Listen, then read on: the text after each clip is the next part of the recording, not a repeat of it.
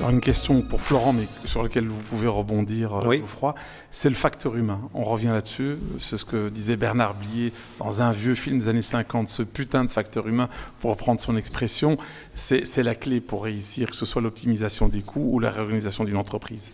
Clairement, le facteur humain, il est essentiel.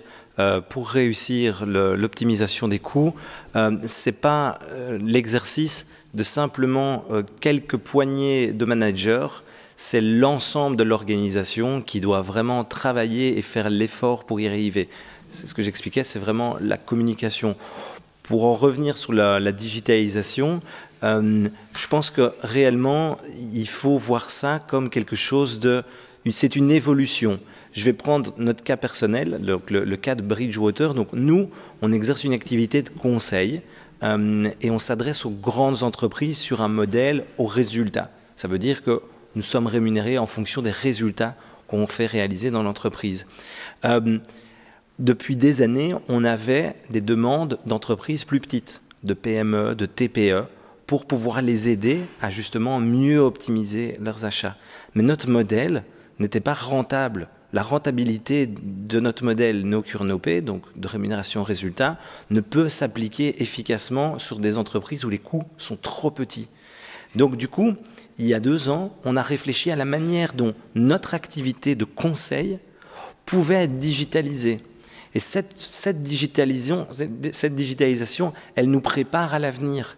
Donc c'est-à-dire qu'on vient d'une activité dans un seul marché avec un service de conseil, et maintenant on veut aller vers une taille de marché plus importante en se digitalisant, en s'ouvrant à des entreprises auxquelles on ne s'adressait pas dans le passé. Et je pense qu'aujourd'hui, les entreprises qui investissent dans la digitalisation sont les entreprises qui, en 2025, en 2030, performeront. C'est un vrai investissement, la digitalisation aujourd'hui. C'est comme ça qu'il faut le voir. L'impact ne sera peut-être pas comme vous le souhaitez directement, mais c'est l'investissement pour la réussite de demain. Geoffroy, vous corroborez, et l'aspect facteur humain, toujours aussi important pour la réussite de ces réorganisations? La réorganisation est quelque chose qui est excessivement difficile à vivre pour les gens, pour les équipes. C'est vrai qu'on en parle ici en tant que consultant.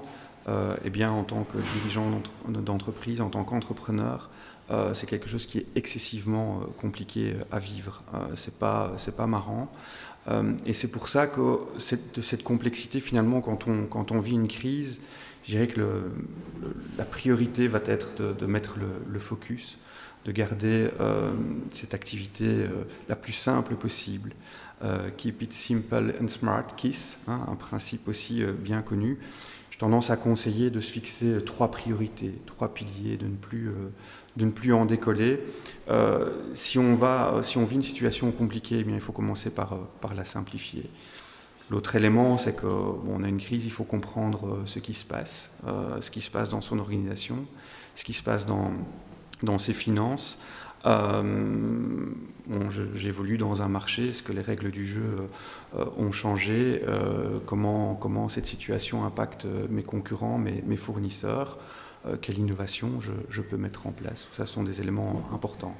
Évidemment, le facteur humain est une absolue priorité qu'il ne faut pas sous-estimer. L'intelligence collective fait des miracles dans le cas d'une crise pour remporter l'adhésion des équipes. C'est aussi dans ce genre de crise qu'on peut constater qu'une entreprise avec une culture d'entreprise peut-être plus humaine, plus proche des gens, les gens vont réagir positivement. Je prends le cas d'une entreprise que j'accompagne qui s'est retrouvée avec une augmentation de son chiffre d'affaires pendant la crise ici du Covid, alors qu'on s'attendait à une baisse. Pourquoi? Tout simplement, la cohésion de l'équipe a fait que les gens voulaient venir travailler, ils ne voulaient même pas être en chômage économique, alors que des concurrents ont eu des problèmes avec leur personnel et ont dû fermer. In fine, oui, l'ensemble du marché s'est contracté, mais une partie du chiffre d'affaires et du revenu qui était pratiqué par les concurrents est revenu dans cette entreprise. C'est important, quand on gère une crise, quand on gère une réorganisation, de mettre de l'énergie, une dynamique positive. il ne faut pas forcément voir ça comme la fin du monde.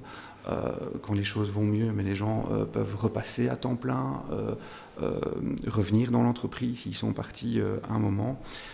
Et clairement, si en tant que consultant, parce que forcément au départ dans ma vie j'étais plutôt consultant, je sous-estimais ce facteur. Mais en tant qu'entrepreneur aujourd'hui, pour moi, il est pour moi le facteur de loin le plus important dans la gestion d'une crise.